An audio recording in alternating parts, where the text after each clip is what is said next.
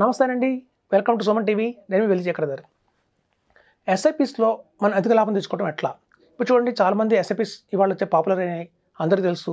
5,000 rupees SIP వేసినా కూడా ఒక 20 years కనుక మనం గోల్ పెట్టుకొని వేస్తే అది 1 CR అవుతుంది. అలాగే 10,000 రూపీస్ ఎస్ఐపి వేయచ్చు. అలాగే ఎస్ఐపిస్ కనుక మనం రెగ్యులర్గా ఇన్వెస్ట్ చేసుకుంటూ వెళ్ళి అందులో ఇంకొంచెం టాప్అప్ చేస్తే కనుక అధిక లాభాలు పొందొచ్చు అని తెలుస్తుంది. సో కానీ బెస్ట్ ఎస్ఐపిస్ ఏంటి, ఎస్ఐపిస్ని ఎలా చూస్ చేసుకోవాలి? ఇప్పుడు చూడండి, చాలామంది అంటున్నారు కొన్ని ఫండ్స్ ఉంటాయి, టాప్ ఫండ్స్ ఉంటాయి, కానీ టాప్ ఫండ్స్ ఎప్పటికీ పర్మనెంట్గా ఉండవు, డాష్గా ఫాలో అవుతూ ఉంటాయి. సో అలా కాకుండా ఒక బెస్ట్ ఎస్ఐపి ఏది అని అనుకుంటే ఒక టూల్స్ వాడతారండి. ఇండియాలో one of the best tool ఏంటంటే మార్స్లో వచ్చేసి ఏంటంటే mutual fund automatic rebalancing system అని ఒక టూల్ ఉందండి. ఆ టూల్లో ఏమవుతుందంటే ఉన్న అన్ని ఫండ్స్ మీద ఫిల్టర్ చేసేసి the best of the best funds select చేసి పెడతారు. అందులో 22 పారామీటర్స్లో కనుక టెస్ట్ చేసి వచ్చిన ఫండ్స్ ఏమవుతాయంటే మీకు ది బెస్ట్గా పర్ఫార్మెన్స్ ఉంటాయి వాటివి. సో అట్లాంటి మార్స్ ద్వారా కనుక మనం ఇన్వెస్ట్మెంట్ చేస్తే మనం గతంలో అనుకున్నాం 15 into 1 crore వస్తుంది. అలా కాకుండా ఎదుటి ఈ మార్స్ టూల్ వల్ల మనకి అగ్రెసివ్ పోర్ట్ఫోలియో ఉంటుంది, అందులో డైవర్సిఫికేషన్ పోర్ట్ఫోలియో ఉంటుంది. అగ్రెసివ్ పోర్ట్ఫోలియో అంటే అందులో కేవలం మిడ్ క్యాప్, స్మాల్ క్యాప్ అధికంగా ఉంటాయి. అలాగే వచ్చేసి డైవర్సిఫికేషన్లో వచ్చేసి flexi cap, multi cap, mid cap, small cap అలా కాంబినేషన్లో వస్తుంది. సో డైవర్సిఫైడ్ పోర్ట్ఫోలియో ఒకటి ఉంటుంది మార్స్లో, అలాగే అగ్రెసివ్ పోర్ట్ఫోలియో ఒకటి ఉంటుంది మార్స్లో. ఈ రెండు పోర్ట్ఫోలియోస్ వల్ల మేము గమనించిన లాస్ట్ 5 years నుంచి గమనించింది ఏంటంటే ఈ డైవర్సిఫికేషన్ పోర్ట్ఫోలియో ఏదైతే ఉందో కన్సిస్టెంట్గా 25% CAGR వచ్చింది. ఈ అగ్రెసివ్ పోర్ట్ఫోలియో ఏదైతే ఉందో కన్సిస్టెంట్గా 30% CAGR వచ్చింది.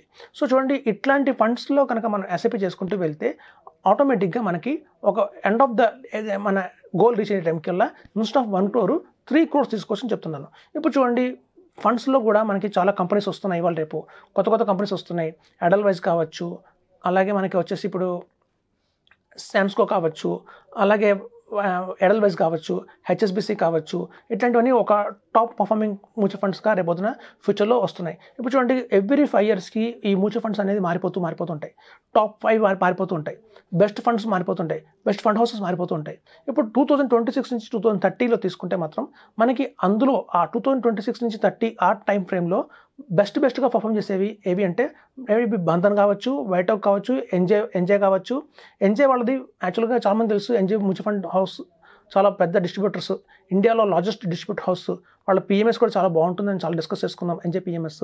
అలాగే వాళ్ళది మ్యూచువల్ ఫండ్స్ ఏఎంసీ కూడా స్టార్ట్ చేశారండి వాళ్ళవి 3 years బ్యాక్. అందులో మీకు ఫ్లెక్సీ క్యాప్ ఉంది, ఎన్జే ఈఎల్ఎస్ఎస్ ఉంది, equity linked saving scheme. Performance అయితే అవుట్ పర్ఫామ్ ఉన్నాయి. ఫ్లెక్సీ క్యాప్ కూడా చాలా పర్ఫార్మ్ చేస్తుంది. అలాగే ఈఎల్ఎస్ఎస్ స్కీమ్ కూడా చాలా బాగా పర్ఫామ్ చేస్తుంది.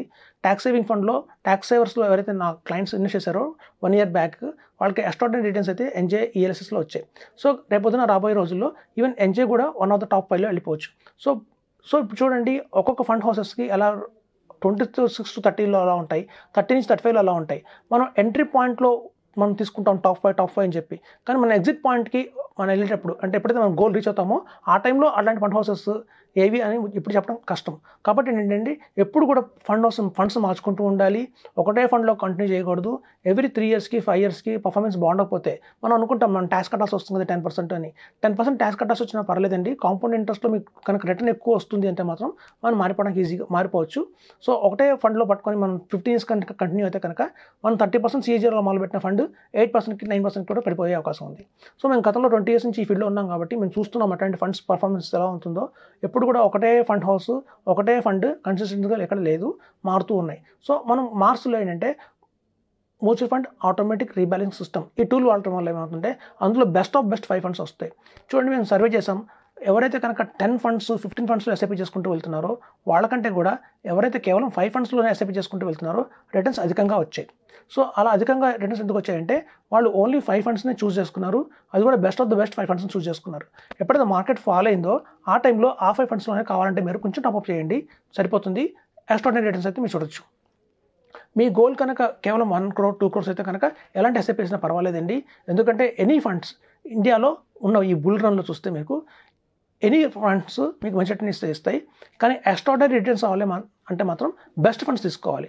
సో అట్లాంటి బెస్ట్ ఫండ్స్ మీరు చూస్ చేసుకోవాలి అంటే మాత్రం కొన్ని స్పెషల్ టూల్స్ అనేవి వాడాల్సి వస్తుందండి. అలా వాడటం వల్లకనే మనకు తెలిసిపోతుంది ఈ ఫండ్ మనకి గోల్ ఎలా రీచ్ అవుతాము, అయితే పెద్ద అమౌంట్స్ రీచ్ అవుతామా, చిన్న అమౌంట్స్ రీచ్ అవుతామా అనేది. ఇప్పుడు చూడండి, మనం చూస్తాం మ్యూచువల్ ఫండ్స్ అందరూ చెప్తున్నారు, కానీ ఆ మ్యూచువల్ ఫండ్స్లో కూడా ఉన్న వేలలో చూడండి చాలా ఫండ్ హౌసెస్ ఇప్పుడు 56 ఫండ్ హౌసెస్ నియర్ బై ఉన్నాయి ఇండియాలో. ఉన్న 56 ఫండ్ హౌసెస్లో కూడా ఒక్కొక్క దగ్గర 20 ఫండ్స్ ఈజీగా ఉన్నాయి. సో ఇన్ని థౌసండ్స్ ఆఫ్ ఫండ్స్లో ది బెస్ట్ డిసిజన్ అనేది చాలా కష్టమైన పని. సో అట్లాంటి వాటిలో మనం టూల్స్ యూజ్ చేస్తే కొంచెం ఈజీ అవుతుంది. సో మనం అలా ఇన్వెస్ట్ చేయడం వల్ల లాభం కూడా ఎక్కువ ఉంటుంది.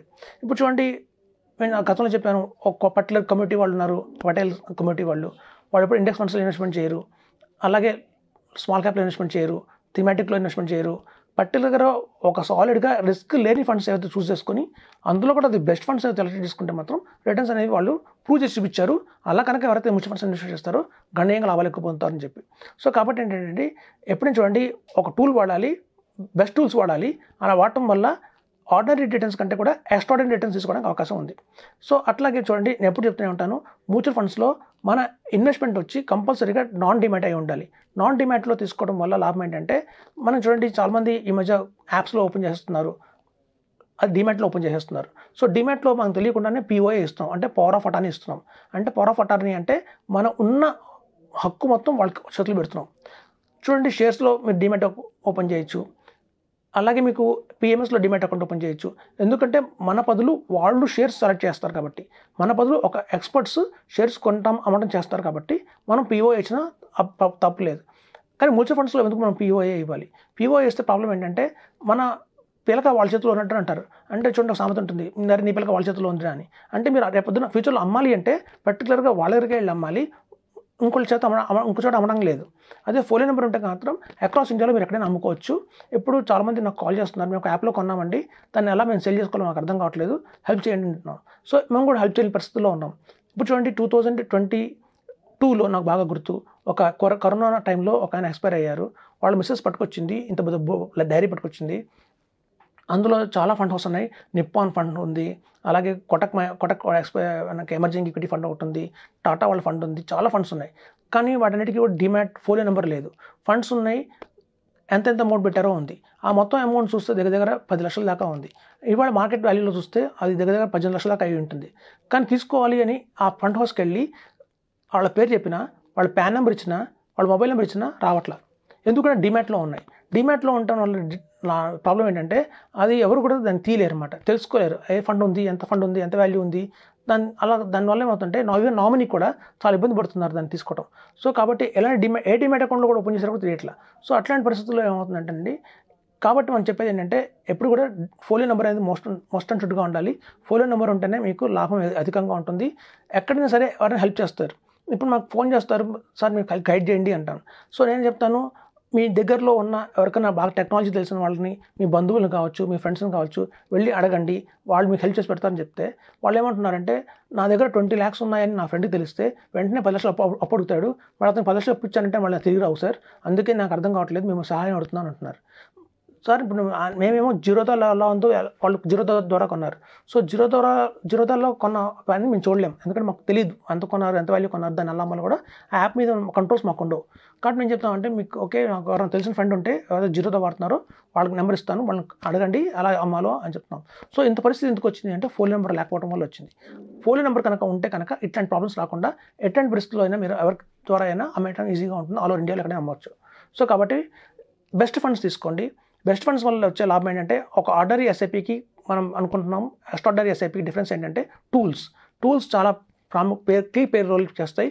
అవుట్ ఆఫ్ 1000 ఫండ్స్లో బెస్ట్ ఫండ్స్ ఏవి, ఎప్పటికప్పుడు బెస్ట్ ఫండ్స్ ఏవి అని సెలెక్ట్ చేయడంలో టూల్స్ ఉపయోగపడతాయి. కాబట్టి ఈ మార్స్ అనే టూల్స్ బాగా యూజ్ అవుతుంది. సో ఇట్లాంటి టూల్స్ వల్ల మీకు అధిక లాభాలు వస్తాయని చెప్తున్నాను. Thank you.